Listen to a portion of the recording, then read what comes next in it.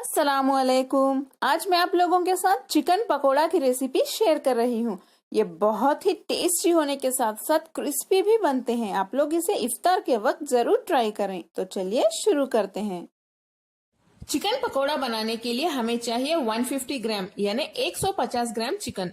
Chicken के देखिए इस तरह से पीसेस लंबे लंबे कट करके रख लें यानी स्ट्रिप जैसे कट कर लें। नेक्स्ट हम चिकन को मैरिनेट कर लेते हैं।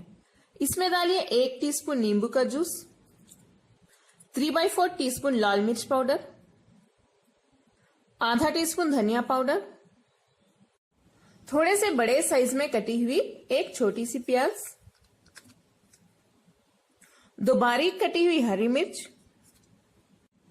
थोड़ा सा नमक, 3/4 टीस्पून अदरक लहसुन का पेस्ट, 3 चुटकी बेकिंग पाउडर या कुकिंग सोडा, 1 टीस्पून जीरा, आधा टीस्पून गरम मसाला पाउडर, हल्दी 1/4 टीस्पून, थोड़े से करी पत्ता यानी करिया बारीक काट लें, थोड़े से बारीक कटे हुए धनिया के पत्ते। हम इन सभी को अच्छे से मिक्स कर लेते हैं। चिकन में सभी मसाले अच्छे से मिक्स हो चुके हैं। हम इसे मैरिनेशन के लिए आधे घंटे के लिए रख देते हैं। आप चाहें तो इसे 1 घंटा या 2 घंटों के लिए भी रख सकते हैं। आप लोग इसे इफ्तार के वक्त जरूर ट्राई करें। बहुत ही ज्यादा टेस्टी और क्रिस्पी बनते हैं ये चिकन पकोड़े। आधा घंटा हो चुका है।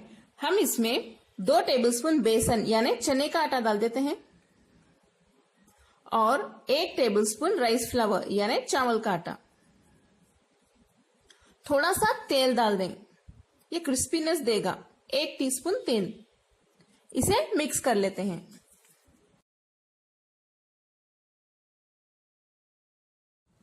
बस थोड़ा सा पानी डाल के मिक्स करें, ज्यादा मत डालिए, बस थोड़ा ही डालिए।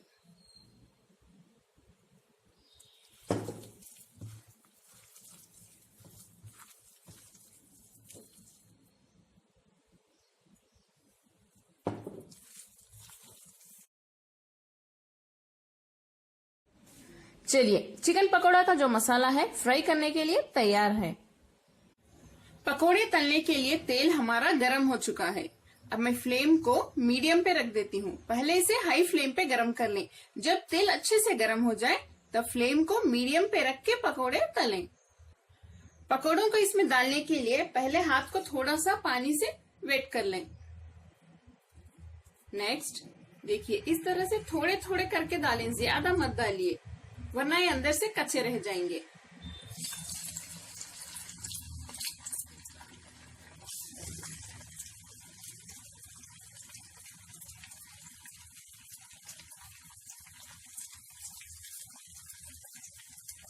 देखिए इस तरह से डालते जाइए। पकोड़े हमारे अच्छे से फ्राई हो रहे हैं।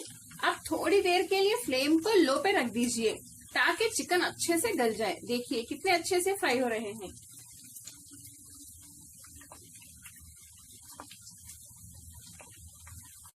पकोड़े फ्राई करते वक्त इसमें थोड़ी सी कटी हुई हरी मिर्च डाल देते हैं ताकि हरी मिर्च की जो स्मेल है वो पकोड़े में ना जाए।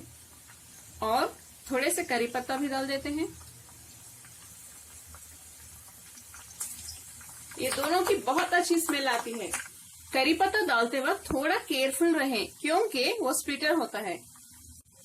क्रिस्पी और क्रंची चिकन पकोड़े हमारे तैयार हैं। देखिए कितने टेस्टी लग रहे हैं। ऐसे ही करके मैं सभी पकोड़े फ्राई कर लेती हूँ। बस एक 10 मिनट में ये अच्छे से फ्राई हो जाते हैं। आप चाहें तो एक पकोड़ा निकाल के चख के देखिए। अगर आपको लगे कि ये थोड़ा सा चिकन इसमें कच्चा है तो आप और थोड़ी देर इसे फ्राई कर सकते हैं। चलिए मैं इसे एक प्लेट में ट्रांसफर कर लेती हूँ। देखिए हमारे टेस्टी चिकन पकोड़ा